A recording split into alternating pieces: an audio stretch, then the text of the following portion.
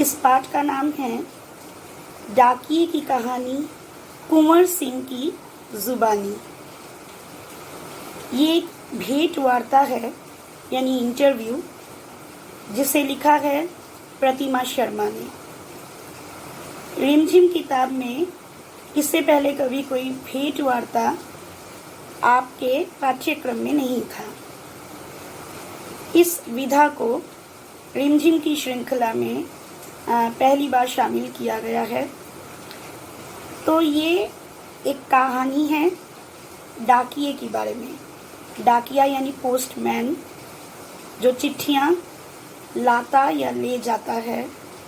हम जो पत्र लिखते हैं और उसके जवाब का भी फिर इंतज़ार करते हैं। पत्र को ले जाने वाला और उसका जवाब लाने वाला कौन है?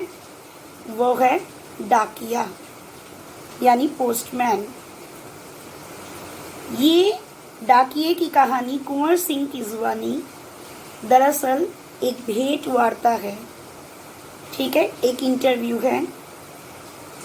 इसमें बच्चे देखेंगे कि किस तरह से कुछ ऐसे प्रश्न पूछे गए हैं।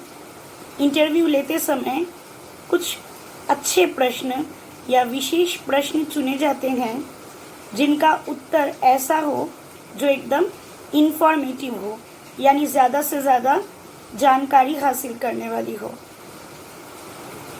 तो ऐसे प्रश्न कुंवर सिंह से पूछे जाते हैं ताकि ज़्यादा से ज़्यादा जानकारी हासिल हो सके और जो उत्तर देने वाला व्यक्ति है वो अपने विचारों और अनुभवों को खुलकर अभिव्यक्त कर सके।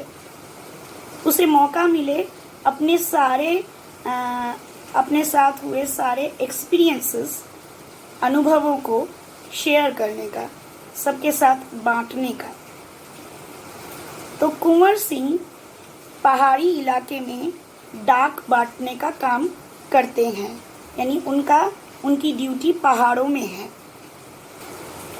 वे इस भेंट वार्ता के माध्यम से दरअसल अपने काम, यानी उनका काम किस तरह का है, उनकी निजी ज़िंदगी किस तरह की है और उनके काम में पेश आने वाली दिक्कतें कैसी हैं, यानी कैसे कैसे मुश्किलों या कठिनाइयों का उनको सामना करना पड़ता है, इन सभी चीज़ों के बारे में उन्होंने लेखिका से बात की है, खुलकर बात किया है।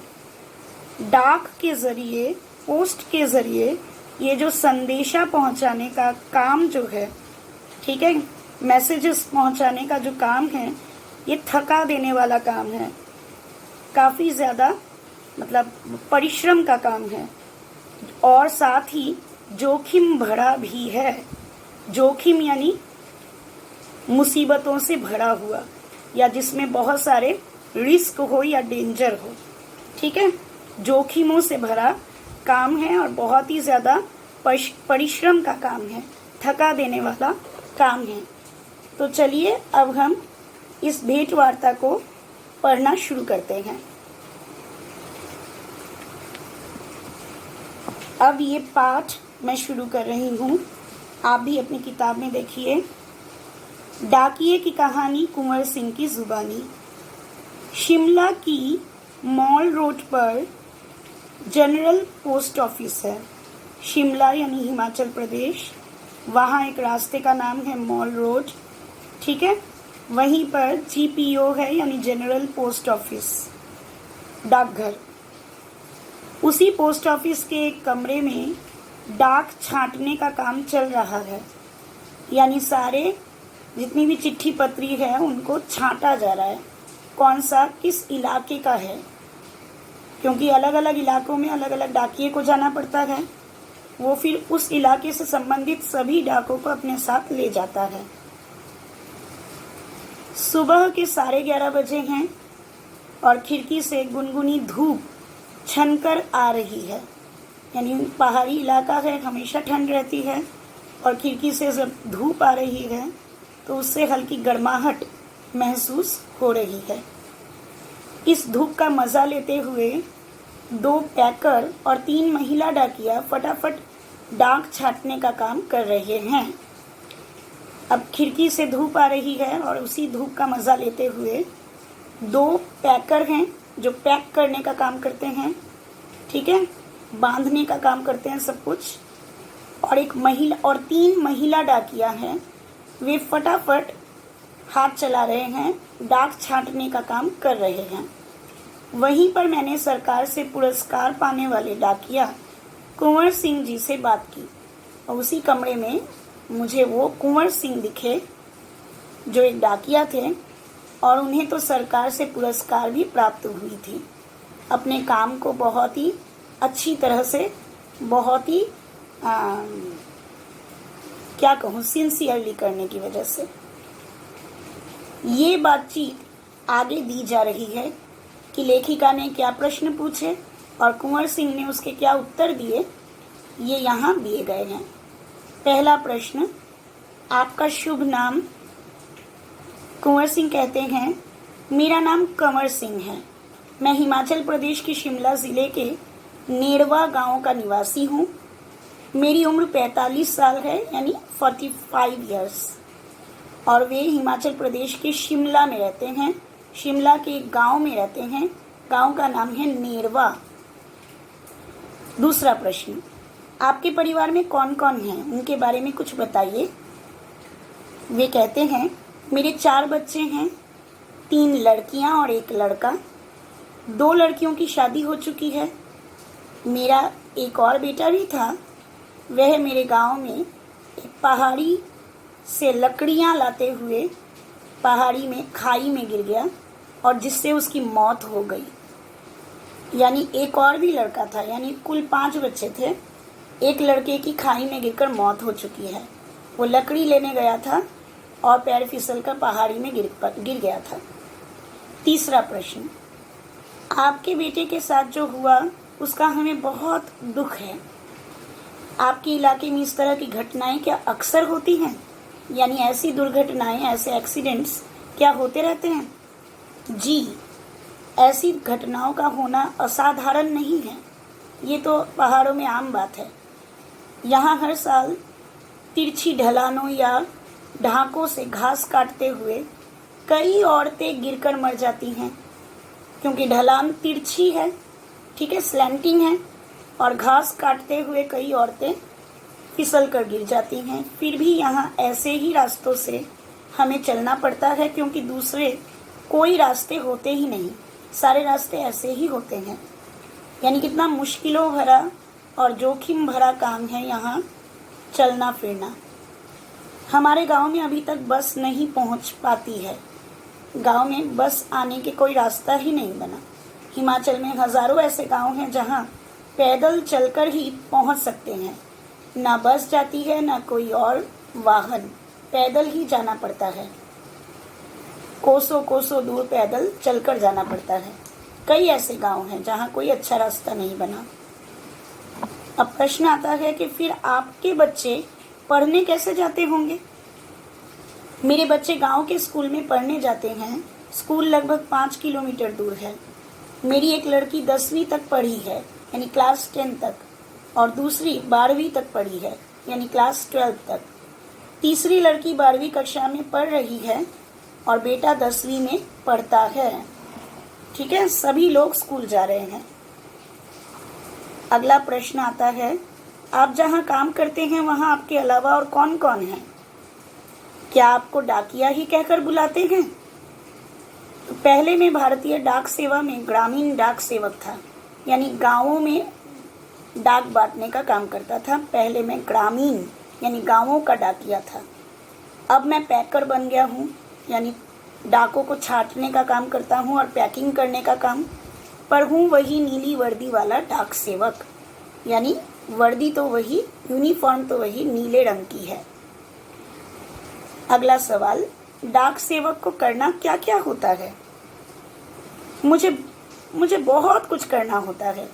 चिट्ठियाँ, रजिस्ट्री पत्र, पार्सल, बिल या बूढ़े लोगों की पेंशन आदि छोड़ने गांव-गांव जाता हूँ। ठीक है। अगला प्रश्न, क्या ये सब अभी भी करना पड़ता है? क्योंकि अब तो सूचना और संदेश के देने के बहुत से नए तरीके आ गए हैं। अब तो इंटरनेट है, लोगों के पास स्मार्टफोन्स भी होते हैं। तो कंवर सिंह इसका जवाब देते हैं कि शहरों में भले ही आज संदेश देने के कई साधन आ गए हैं, है ना, सोर्स ऑफ इंफॉर्मेशन यानी साधन कई सारे हो गए हैं, सोशल मीडिया जैसे फ़ोन, मोबाइल, ईमेल वगैरह। लेकिन गांव में तो आज भी संदेश पहुंचाने का सबसे बड़ा ज़रिया डाक ही है। यानी गांव में लोग इतने अमीर नहीं होते, उनके पास मोबाइल फ़ोन, ईमेल करने के लिए कंप्यूटर, इंटरनेट ये सब नहीं होते। इसीलिए आज भी संदेश पहुंचाने का सबसे बड़ा ज़रिया डाक को ही माना गया है। इसलिए गांव में लोग डाकिये का बड़ा आदर और सम्मान करते हैं। गांव में अगर डाकिया आता है तो डाकिये की बहुत ज़्यादा रिस्पेक्ट, सम्मान की जाती है। अपनी चिट्ठी आदि पाने के लिए डाकिये का लोग इंतज़ार करते रहते हैं।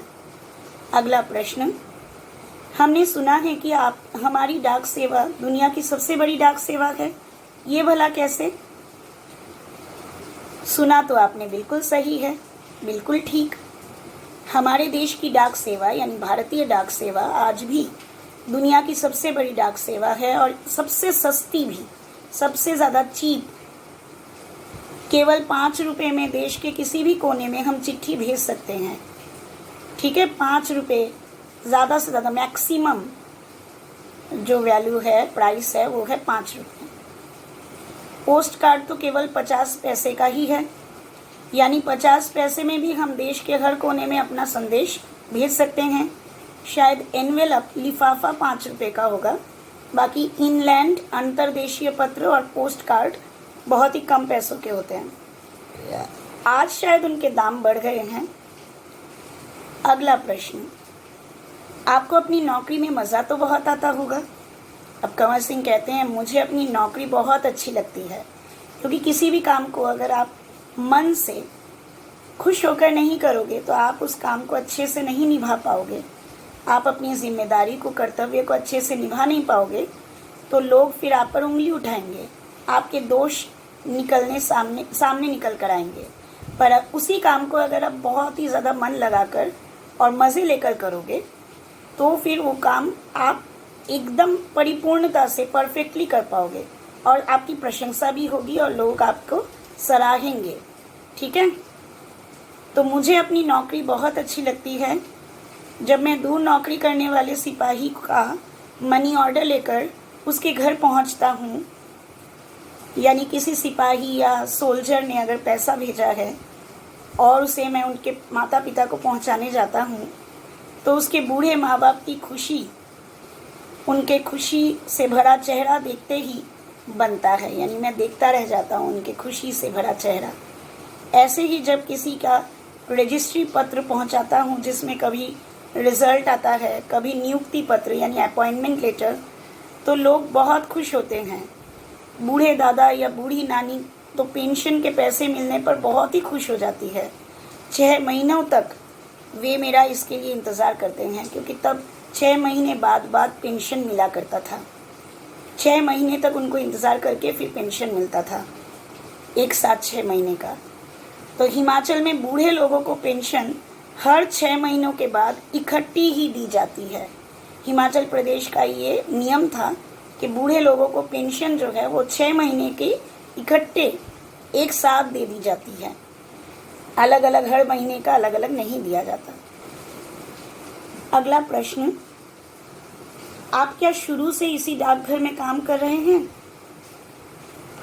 कंवर सिंह कहते हैं, शुरू में तो मैंने लाहौल स्पीति ज़िले में, यानी स्पीति वैली, लाहौल, उस ज़िले के किब्बड़ गांव में 3 साल तक नौकरी की है।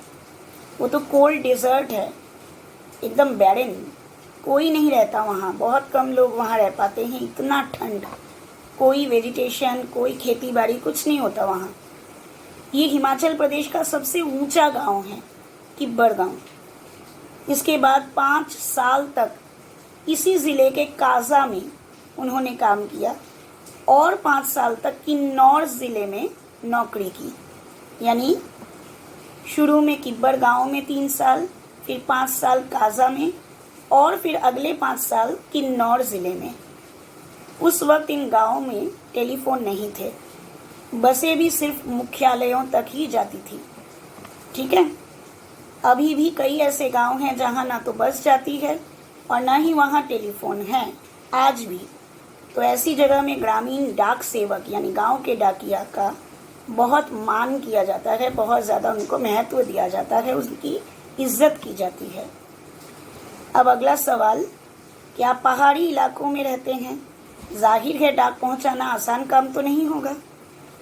कुंवर सिंह कहते हैं, हाँ मुश्किलें तो आती ही हैं। जब मैं किन्नौर ज़िले के मुख्यालय रिकांग पीओ में नौकरी करता था, यानी किन्नर में जब नौकरी कर रहा था किन्नौर में, तो सुबह 6 बजे मेरी ड्यूटी शुरू हो जाती थी। मैं 6 बजे सुबह शिमला जाने वाली बस में डाक का बोरा रखता था और रात को 8 बजे शिमला से आने वाली जो बस है, बस से डाक का बोरा उतारता था। यानी बस में डाक आ जाती थी, उनको उतारने का या उनको बस में चढ़ाने का काम था मेरा। और बस जहाँ जाती थी वहाँ कोई और शायद उस डाक को, उस बोरे को बस से निकाल लेता था। पैकर को, यानी इस तरफ और उस तरफ से बस से डाक आया जाया करती थी। पैकर को ये सब काम करने पड़ते हैं। किन्नौर और लाहौल स्पीति हिमाचल प्रदेश के बहुत ठंडे और ऊंचे ज़िले हैं। ठीक है, इन ज़िलों में अप्रैल महीने में भी बर्फबारी होती है, स्नोफॉल होते हैं। बर्फ़ में चलते हुए पैरों को ठंड से बचाना पड़ता है, वरना स्नो बाइट हो जाता है, जिससे पैर नीले पड़ जाते हैं और फिर उनमें गैंग्रीन हो जाती है, जिससे उंगलियां झड़ जाती हैं या कट जाती हैं अपने आप। ठीक है, स्नो बाइट, फ्रोज़न हो जाते हैं सारी उंगलियां एकदम बर्फ़ से। पैरों की उंगलियां, हाथ की उंगलियां, दस्ताने पहनने पड़ते हैं, ग्लव्स, और पैरों में भी हंटिंग बूट, बहुत ज़्यादा बड़े बड़े बूट्स पहनने पड़ते हैं, क्योंकि अगर पैरों में स्नो बाइट हो गया और गैंग्रीन हो गई तो उंगलियां झड़ जाएंगी। इन ज़िलों में मुझे एक घर से दूसरे घर तक डाक पहुंचाने के लिए लगभग 26 किलोमीटर रोज़ाना चलकर जाना पड़ता था। रोज़ाना, हर दिन 26 किलोमीटर। हिमाचल में एक गांव से दूसरे गांव की दूरी लगभग 4 या 5 किलोमीटर तक होती है। हिमाचल के गांव छोटे छोटे होते हैं। एक गांव में बस 8 से 10 या कभी कभी 6-7 घर ही होते हैं। एक एक गांव में बस 8-10 या 6-7 घर, सोचो। और एक गांव से दूसरे घर की दूरी, दूसरे गांव की दूरी 4-5 किलोमीटर, कितना चलना पड़ता होगा। इसीलिए चलना काफ़ी पड़ता है। चलना तो खैर हमारी आदत में ही है, आदत में ही शामिल हो चुका है। ग्रामीण डाकिये की ज़िंदगी में तो चलना ही चलना है। अब अगला प्रश्न आता है कि आपने बताया था कि पहले आप डाक सेवक थे, अब पैकर हैं, इसके आगे भी कोई प्रमोशन है क्या? यानी एक के बाद एक उनके काम के, मतलब अच्छे काम की वजह से उनको प्रमोशन मिल रहा है। इसके आगे और कोई डेजिग्नेशन है कि नहीं, पोस्ट है कि नहीं, ऐसा पूछा लेखिका ने। तो उन्होंने कहा कि पैकर के बाद डाकिया बन सकते हैं, बस एक इम्तिहान पास करना पड़ता है। यानी पहले डाक सेवक, फिर पैकर, और उसके बाद हम डाकिया बन सकते हैं। एक एग्ज़ाम पास करना पड़ता है। अभी तो काम के हिसाब से हमारा वेतन काफ़ी कम रहता है। ठीक है, वेतन बहुत कम मिलता है उनको, सैलरी। सारा दिन कुर्सी पर बैठकर काम करने वाले बाबू का वेतन कहीं ज़्यादा होता है। पैकर का वेतन बाबू के जितना ही हो जाता है। पैकर बनने पर वेतन अच्छा हो जाता है, पर डाक सेवक का वेतन बहुत कम होता है। अब तो डाकिये की नौकरी में लगना भी बहुत मुश्किल हो चुका है, क्योंकि पोस्ट ऑफिस में सेंट्रल गवर्नमेंट की जॉब है, केंद्रीय सरकार का सरकारी नौकरी मिलना बहुत मुश्किल है। हम में से जितने डाकिये रिटायर हो चुके हैं, उनकी जगह नए डाकियों को नहीं रखा जा रहा है। इससे पुराने डाकियों पर काम का बोझ दिन प्रतिदिन बढ़ता ही जा रहा है। यानी पुराने डाकिये जो बूढ़े हो गए हैं या रिटायरमेंट जिन्होंने ले ली, उनकी जगह नए डाकिये को नहीं रखा जा रहा है, बल्कि जो पुराने ही कुछ डाकिये हैं उन्हीं से सारा काम करवाया जा रहा है।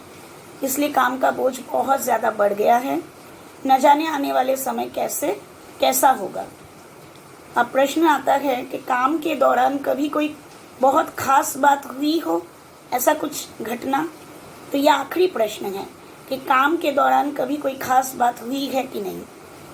कुंवर सिंह कहते हैं, एक घटना आपको सुनाता हूँ।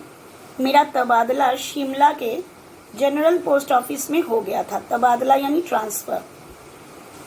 वहाँ मुझे रात के समय रेस्ट हाउस और पोस्ट ऑफिस चौकीदारी का काम दिया गया था। रेस्ट हाउस और पोस्ट ऑफिस में चौकीदार का काम, वॉचमैन का काम। ये 1998 की बात है, 1998। 29 जनवरी को रात लगभग 10:30 बजे का समय था। बाहर से किसी ने पोस्ट ऑफिस का दरवाज़ा खटखटाया। मैंने पूछा, कौन है? जवाब आया, दरवाज़ा खोलो, तुमसे बात करनी है। मैंने दरवाज़ा खोला तो अचानक 5-6 लोग अंदर घुसे और मुझे पीटना शुरू कर दिया। मैंने पूछा, क्यों पीट रहे हो? तो उन्होंने कोई जवाब नहीं दिया। सारे ऑफिस की लाइटें भी बंद कर दी। इससे पहले कि मैं कुछ समझ पाता, मेरे सिर पर किसी भारी चीज़ से कई बार इन्होंने मारा, जिससे मेरा सिर एकदम फट गया। मैं लगातार चिल्लाता रहा। उसके बाद में बेहोश हो गया और मुझे कुछ भी पता न चला कि बाद में क्या हुआ। अगले दिन जब मुझे होश आया तो मैं शिमला के इंदिरा गांधी मेडिकल कॉलेज के अस्पताल में दाखिल था। मुझे हॉस्पिटल में एडमिट कर दिया गया था। सिर में भयंकर दर्द हो रहा था क्योंकि सिर फट गया था, काफ़ी चोट आई थी। उन दिनों मेरा 17 साल का बेटा मेरे साथ ही रहता था। उसी से पता चला कि मेरे चिल्लाने की आवाज़ सुनकर लड़का यानी मेरा बेटा और ऑफिस के दूसरे लोग जो नज़दीक ही रहते थे, दरवाज़ों के शीशे तोड़कर अंदर आए और मुझे अस्पताल पहुंचाया गया। मेरे सिर पर कई टाके लगे यानी स्टिचेस। उसकी वजह से आज भी मेरी एक आँख से मुझे दिखाई नहीं देता, यानी एक नर्व पर, ठीक है, नसों पर इतना दर्द, चोट लगा, गहरा चोट, कि मेरी एक आँख, उसका विजन एकदम चला गया, कमज़ोर हो गई। सरकार ने मुझे जान पर खेलकर डाक की चीज़ें बचाने के लिए बेस्ट पोस्टमैन का इनाम दिया।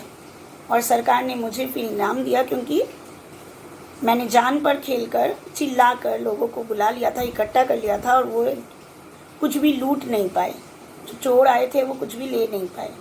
तो इसीलिए सरकार ने उनको बेस्ट पोस्टमैन का इनाम दिया था। ये इनाम 2004 में उनको मिला था। इस इनाम में 500 रुपये मिले थे उनको और एक प्रशस्ति पत्र, सर्टिफिकेट। मैं और मेरा परिवार बहुत खुश हुए इनाम पाकर। सोचो, सिर्फ 500 रुपये पाकर उनको कितनी खुशी हुई, क्योंकि उनकी प्रशंसा की गई, सरकार ने दिया, प्रशस्ति पत्र भी दिया। ठीक है, ये उनके लिए बहुत मायने रखते हैं। आज भी वे गर्व से कहते हैं कि मैं बेस्ट पोस्टमैन हूँ, मैं सबसे बेहतरीन डाकिया हूँ। तो ये थी कहानी, या कह सकते हो भेंट वार्ता, प्रतिमा शर्मा द्वारा लिखी गई भेंट वार्ता, डाकिए की कहानी कुंवर सिंह की ज़ुबानी। आपको अगर ये भेंट वार्ता या मेरा ये वीडियो पसंद आया है तो आप मेरे चैनल को सब्सक्राइब कीजिए और इस वीडियो को लाइक और शेयर भी ज़रूर कीजिए।